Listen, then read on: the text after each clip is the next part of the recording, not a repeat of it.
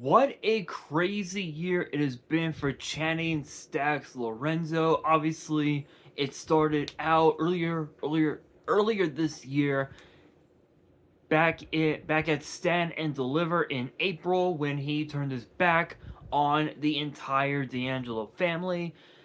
Uh, damn near, damn near removing Luca Crucifino from everything. Uh, from kidnapping Rizzo, quite literally, almost, to now becoming the brand new NXT Heritage Cup champion. Obviously, this was something that was completely unexpected, but he did say, in his defense, he said that his last victory was against a former Heritage Cup champion. Now, originally, it was supposed to have been Channing Stacks Lorenzo versus Noam Dar for the Heritage Cup.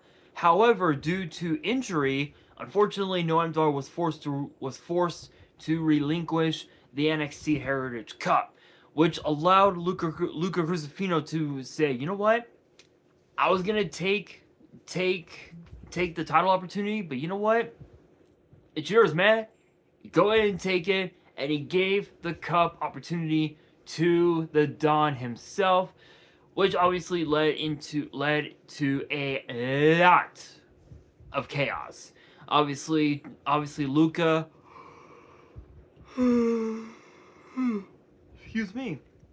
Excuse me. Obviously, Luca accidentally hitting Tony D with the bucket, which allowed Stacks to hit Tony with a knee strike to walk away with the Heritage Cup.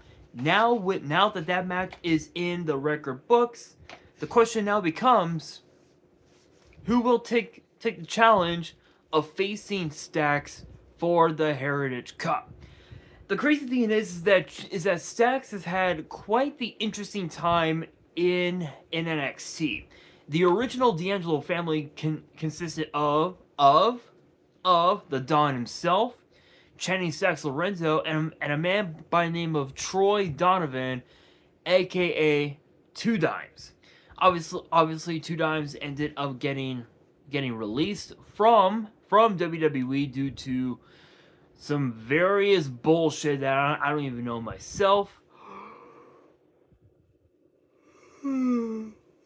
Excuse me. So the family sort of grew with Adriana Rizzo showing up, as well as Luca Crucifino, which Luca was completely unexpected, considering that he started out on NXT Level Up as or sorry 205 Live, sorry, as a heel, so to speak, and then he became a babyface with the D'Angelo family, making the entire family one of the biggest babyface factions on NXT.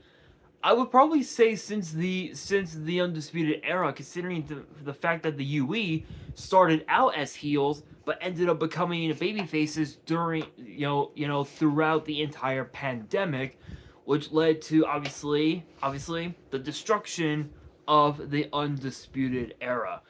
Um,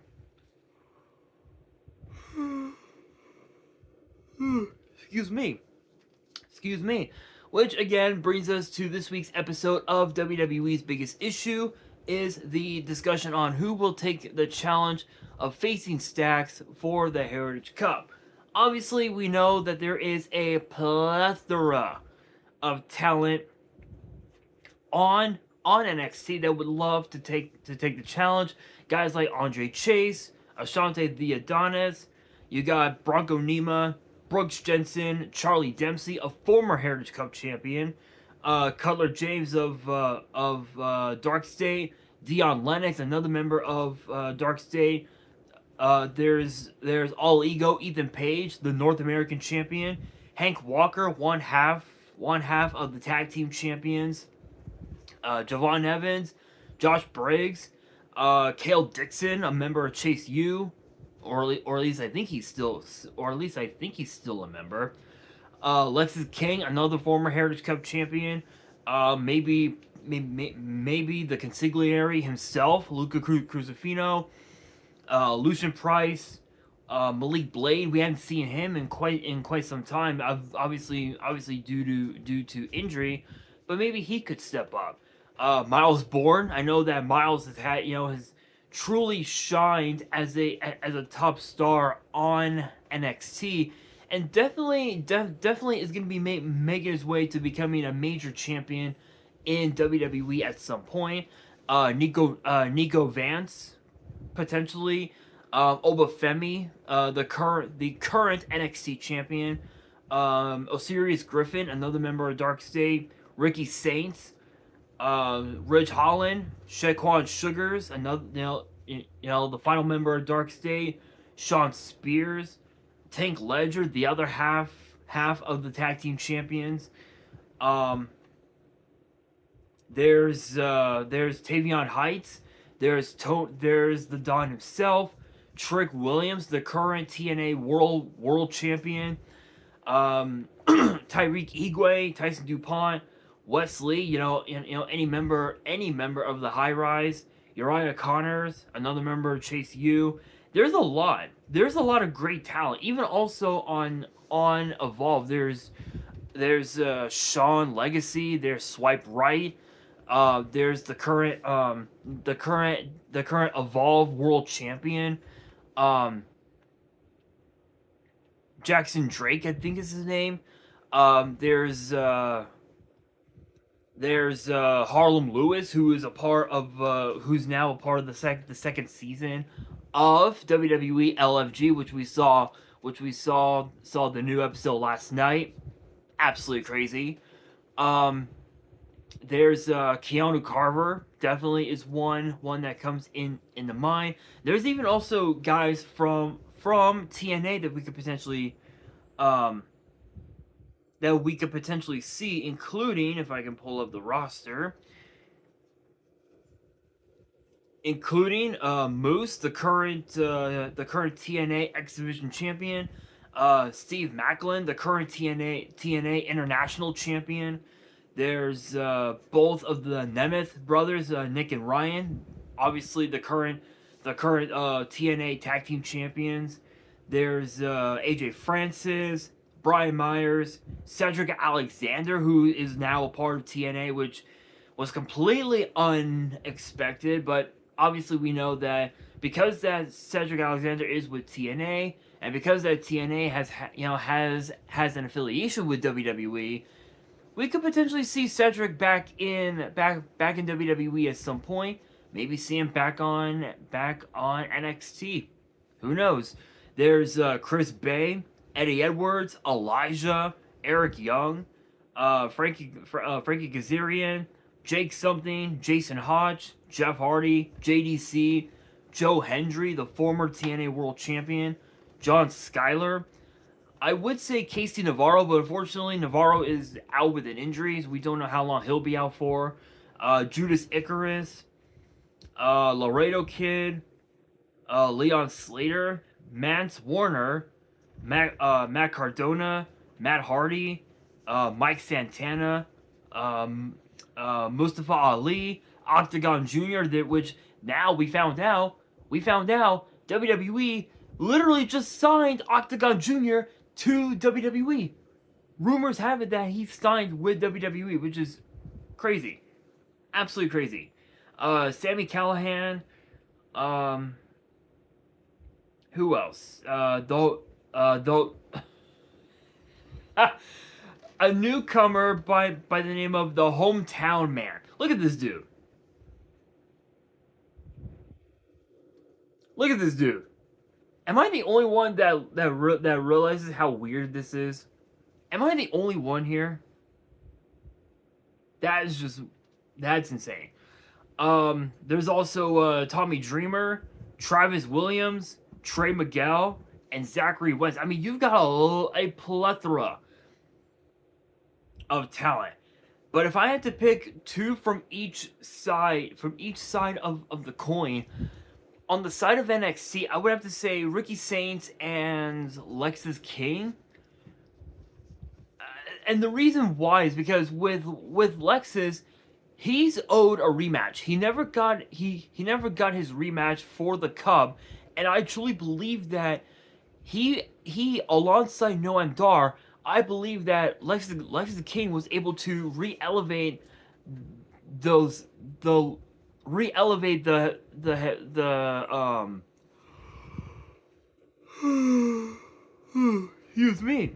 excuse me. He was able to re-elevate the legacy of the Heritage Cup to heights that nobody expected. And the interesting thing is that the Heritage Cup started out in NXT UK when the brand was allowed to air live episodes every week with live action.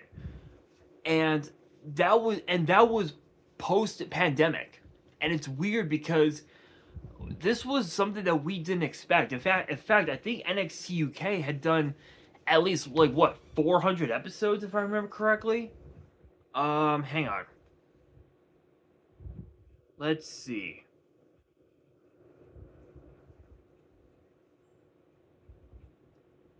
NXT UK.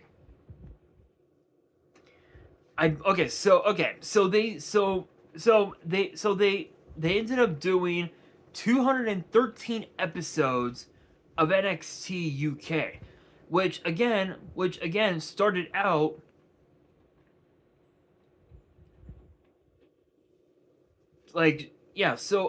about 215 almost 220 episodes of NXT UK. And it's weird because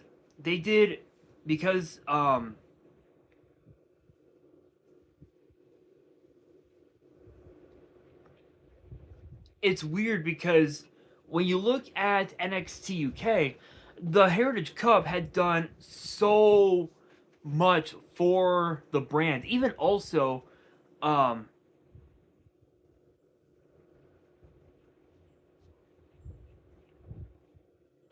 even the NXT UK Championship, the NXT UK Women's Title, the tag titles, all the championships that were on the brand had re-elevated NXT to heights unimaginable, and basically introduced us to new talent that a lot of us as American fans, if you will, never really got to see wrestle on national TV.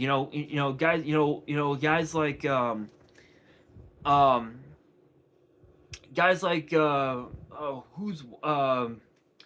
Eddie Dennis, Shaw Samuels, Sam Gradwell, Charlie Dempsey was definitely another one that came into mind. Gallus was definitely another one that came into mind.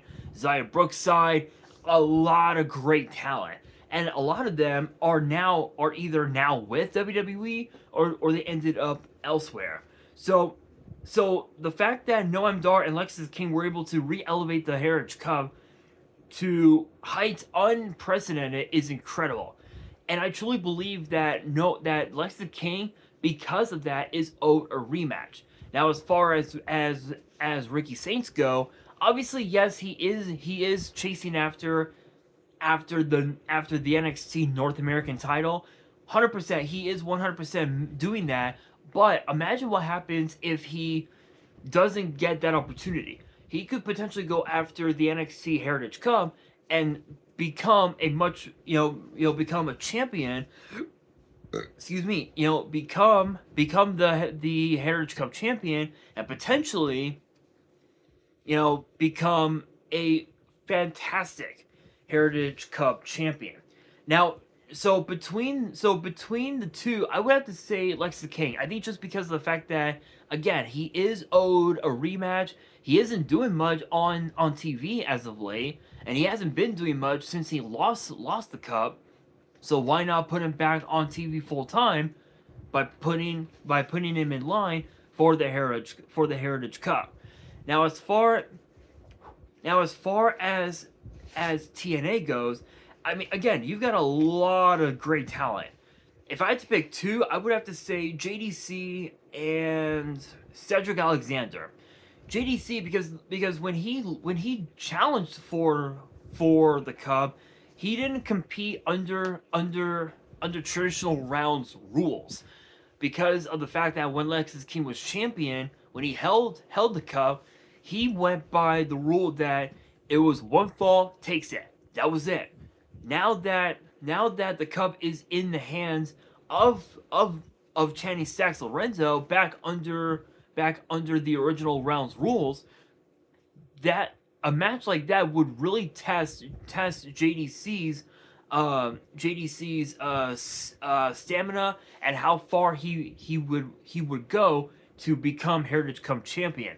It's the same thing with Cedric Alexander.